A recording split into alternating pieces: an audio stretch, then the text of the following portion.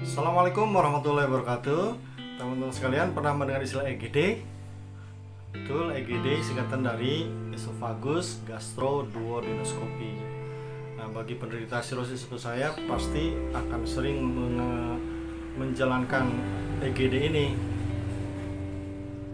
Endoskopi gastroduodenoscopy adalah pemeriksaan lapisan dari esofagus, kemudian lambung dan duodenum atas dengan kamera kecil atau endoskopi yang dimasukkan ke dalam tenggorokan. Nah, tujuannya adalah memeriksa pembuluh darah yang ada mulai dari esofagus sampai lambung gitu ya. Apakah sudah ada yang melebar varises atau tidak? Karena kalau sudah ada melebar varises nanti akan menyebabkan muntah darah. Kalau yang di bawah berarti menyebabkan BAB darah, mimisan. Nah, untuk mengetahui apakah penderita sirosis itu pembuluh darahnya sudah rusak atau belum, maka dilakukan EGD. Bagi penderita sirosis, maka prosedur yang dilaksanakan dokter dalam diagnosis kita itu pertama tentu saja cek darah, kemudian USG abdomen, kemudian fibroscan, dan yang keempat adalah EGD di teropong gitu ya. Jadi orang yang didiagnosa menderita sirosis pasti menjalani 4 tahapan pemeriksaan itu. Saya sudah 2 kali USG, 1 kali fibroscan, 2 kali cek darah, tetapi EGD baru kemarin saya jalankan. Untuk bisa di EGD ini saya mengajukan ke case manager RSCM itu pada bulan puasa, dan mereka menyatakan bahwa nanti akan dihubungi, dan saya patuh saja, tidak misalkan setiap bulan menanyakan kapan saya enggak. Nah, kemudian setelah sampai bulan September saya berobat kontrol ke dokter menanyakan sudah diteropong belum, katanya sudah mengajukan tapi belum dipanggil juga. Kemudian dokter menyarankan coba temui case manager, nanti kalau misalkan berkasnya hilang nanti saya buatkan. Akhirnya saya pergi ke case manager menanyakan mengapa saya begitu lama, kemudian mereka mengatakan belum di ACC. Dan perlu diketahui teman-teman sekalian, untuk biaya EGD ini itu sebesar 28 juta rupiah, dan itu pilihannya 2, biaya sendiri atau lewat BPJS. Tetapi untuk BPJS itu ternyata tidak ditanggung semuanya, kekurangannya masih belasan juta. Jadi kalau misalnya 28 juta totalnya, saya lupa ya berapa kisarannya, yang jelas belasan juta. Nah, untuk memenuhi kekurangan pembayaran itu, maka kita mengajukan ke Komite Medik RSCM. Prosesnya itu ternyata lama, mungkin karena yang mengajukan banyak. Dan alhamdulillah akhirnya tanggal 6 Oktober saya ditelepon pihak RSCM bahwa pengajuannya di ACC, dan saya diminta ke bagian case manager. Dan akhirnya waktu itu ditelepon hari tanggal 6, tanggal 7 saya berangkat ke sana ke RSCM menanyakan berkas itu, dan alhamdulillah mereka menyatakan bahwa pengajuan Bapak di ACC, Bapak silakan menghubungi admisi. Dan saya akhirnya menuju ruang admisi atau bagian pendaftaran untuk mendapatkan kamar perawatan. Nah, kemudian oleh bagian admisi dinyatakan bahwa sebelum mendapat perawatan Bapak harus di di swab PCR, dan dibelilah jadwal. Saya swab PCR-nya itu pada tanggal 10 atau hari Seninnya.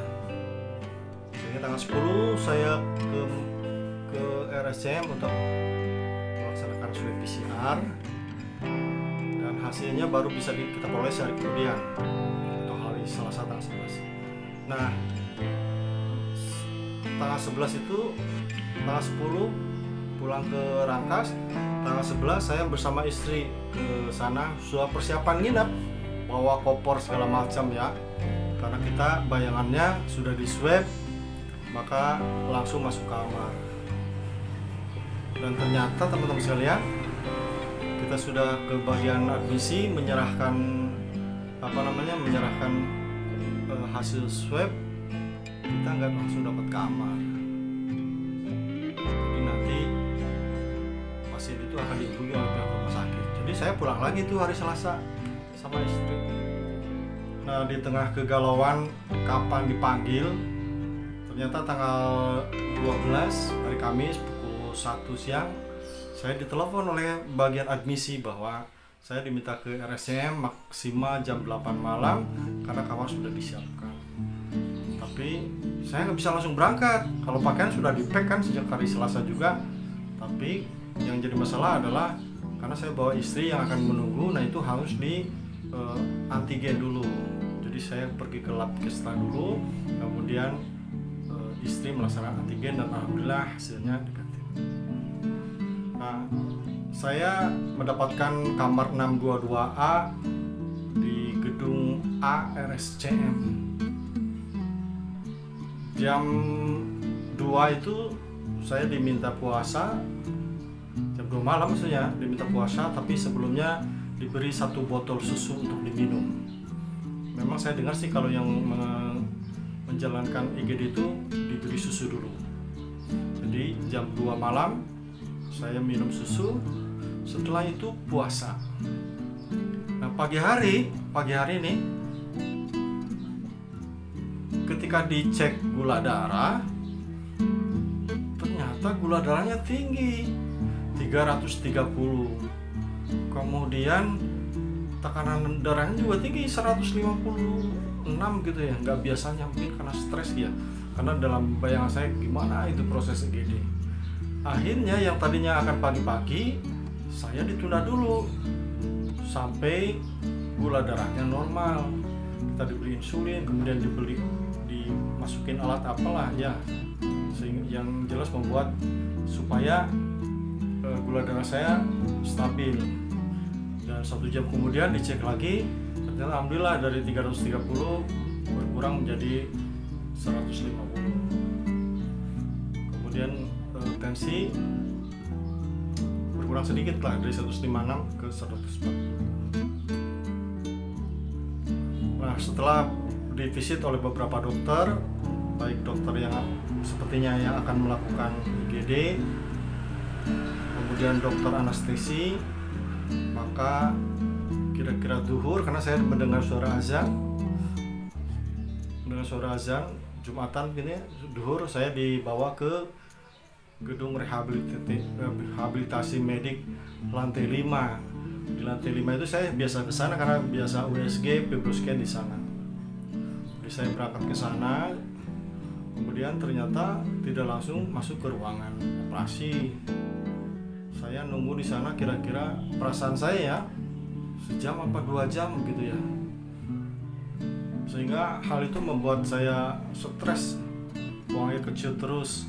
Apalagi melihat teman-teman penderita yang sudah di IGD itu dalam kondisi mengkhawatirkan gitu. Apalagi mendengar ada pasien yang muntah gitu ya ketika di IGD. Jadi dalam bayangan saya bagaimana ya? Akhirnya saya coba menenangkan diri dengan tidur. Dan tibalah pada saat pasien terakhir untuk di IGD, itu saya sendiri dibawa ke suatu ruangan. Dan ruangannya sebenarnya tidak menyeramkan, ruangan cukup luas, petugasnya juga banyak.